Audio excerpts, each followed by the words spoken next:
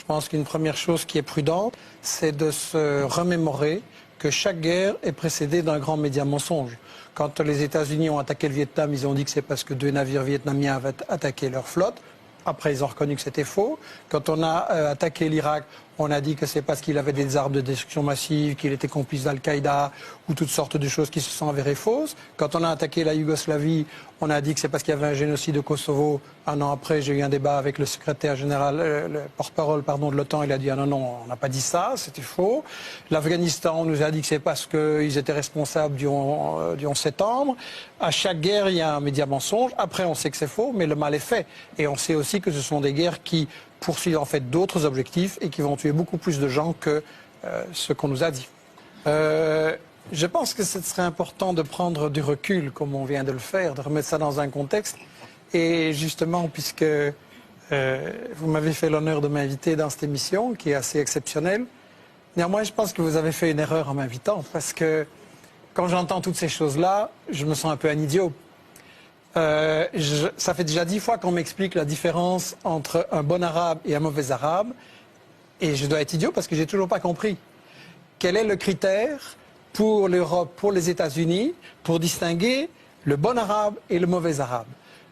Si on songe naïvement, par exemple, c'est là où on organise des élections. Alors dans le monde arabe, il n'y en a pas beaucoup, effectivement, mais il y en a eu une, c'était en Palestine. Et qu'est-ce qu'on a fait?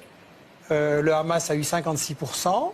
Le cher président palestinien non élu ou pas réélu, qui est l'ami de l'Europe et des États-Unis, qu'est-ce qu'il a fait? Il a destitué le Premier ministre qui avait 56% et il a nommé un type qui en avait 2%. Alors là, on se dit, bon, ça c'est un mauvais arabe, il ne respecte pas les élections. Non, c'est lui le bon arabe, et ceux qu'on a bombardés, c'est les Palestiniens parce qu'ils avaient mal voté. Alors on peut essayer de trouver un autre critère, on peut dire par exemple, c'est la question des femmes. Et là, on peut dire, oui, le Hamas sur la question des femmes, pas excellent. Mais je me souviens, pour avoir été en Irak, justement, pour voir les conséquences sur la population civile des bombes que votre camp avait lancées. Je me souviens qu'en Irak, il y avait peut-être beaucoup de choses qui n'allaient pas, mais il y avait une éducation et des soins de santé formidables. Et j'ai vu des femmes dans des ministères qui commandaient à des hommes et tout le monde trouvait ça normal. Comparé maintenant, donc, je me suis dit, ça c'est des bons Arabes. Non. Les Irakiens, vous vous souvenez, Madeleine Albright disait, est-ce que ça vaut la peine que 500 000 enfants irakiens soient morts à cause du blocus et de l'embargo appliqué par les gens que vous admirez, les États-Unis, la France, etc. Elle a répondu oui.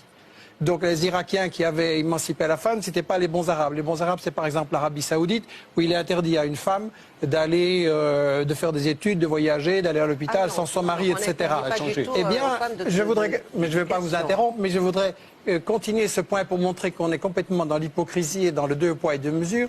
Si vous prenez un autre critère, par exemple le terrorisme, en principe, un bon arabe, ça va être quelqu'un qui ne fait pas d'attentat. Pas de chance, il y a un certain Ben Laden qui a fait des attentats contre un gouvernement en Afghanistan sur lesquels on pouvait dire des choses, mais qui avait émancipé les femmes. Et là, on a, Ben Laden, mauvais arabe. Alors, non. Le gouvernement dont vous parlez, celui de Najibullah, qui était soutenu par les soviétiques. Exactement, dans les années 80 en Afghanistan. Et donc, on va dire Ben Laden, il fait des attentats, c'est un mauvais arabe. Ah non, il est aidé, financé par M. Carter, Brzezinski, etc. À l'époque. Donc, on dit Ben Laden, mauvais arabe.